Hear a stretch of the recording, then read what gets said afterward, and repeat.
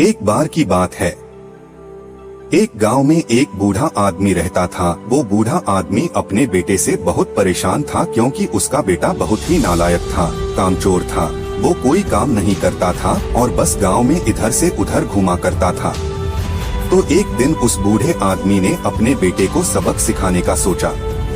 उसने अपने बेटे को अपने पास बुलाया और उससे कहा कि बेटा, घर के अंदर अलमारी में एक घड़ी रखी हुई है, तुम उसे निकाल कर लाओ।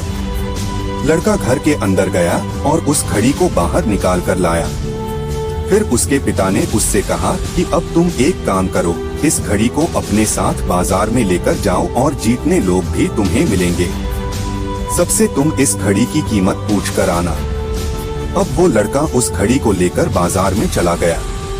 उसने बाजार में सभी लोगों से उस घड़ी की कीमत पूछी।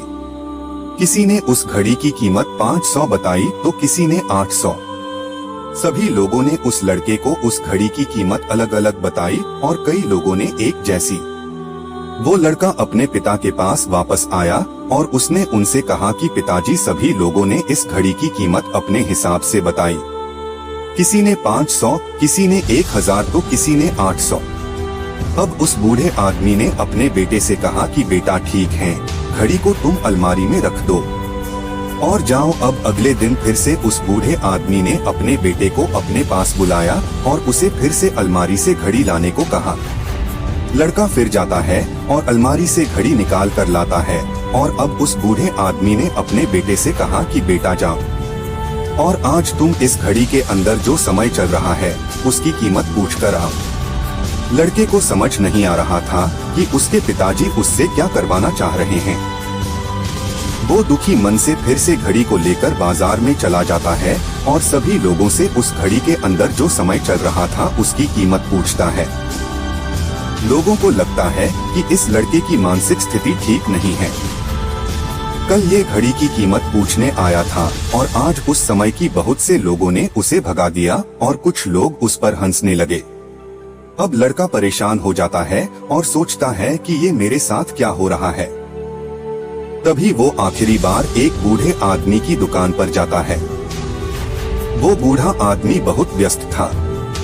वो लड़के का सवाल सुनते ही समझ गया कि लड़का उससे क्या पूछना चाह रहा है। उस बूढ़े आदमी ने अपना कुछ समय निकाल कर लड़के से कहा, बेटा, ये जो समय है ना, जिसकी तुम कीमत पूछ रहे हो, इसकी कोई कीमत नहीं लगा सकता है। तुम करोड़ों रुपए देकर भी अपनी जिंदगी का 1 सेकंड वापस नहीं ला सकते हो। इसीलिए इस टाइम का सही उपयोग करो। टाइम की एक अच्छी बात है और एक बुरी बात है। बुरी बात यह है कि टाइम गुजर जाता है और अच्छी बात यह है कि तुम उसे किन चीजों में गुजारते हो, ये तुम्हारे हाथ में होता है।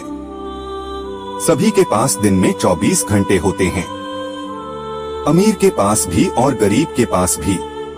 बस ये तुम्हारे हाथ में है कि तुम उस टाइम से क्या नया कर सकते हो। तो अपने एक एक पल का हिसाब रखो कि तुम उन्हें किन चीजों में उड़ा रहे हो। उस बूढ़े आदमी की बात सुनकर उस लड़के की आंखें खुल सी गईं, मानो उसमें एक बड़ा बदलाव सा आ गया हो। और फिर वह अपने पिताजी के पास उस घड़ी को लेकर गया और उन्हें सारी बात बताई और उस दिन के बाद से उस लड़के की जिंदगी बदल गई। दोस्तों कहते हैं कि टाइम सबके लिए फ्री है, लेकिन वो प्राइसलेस है, वो कीमती है। तुम उसे खरीद नहीं सकते, लेकिन तुम उसे इस्तेमाल कर सकते हो। तुम उसे रख नहीं सकते हो, लेकिन तुम उसे स्पेंड कर सकते हो। और अगर एक बार तुम इसे गवा देते हो तो तुम इसे कभी भी वापस नहीं पा सकते हो। तो अपने टाइम का सही उपयोग करो।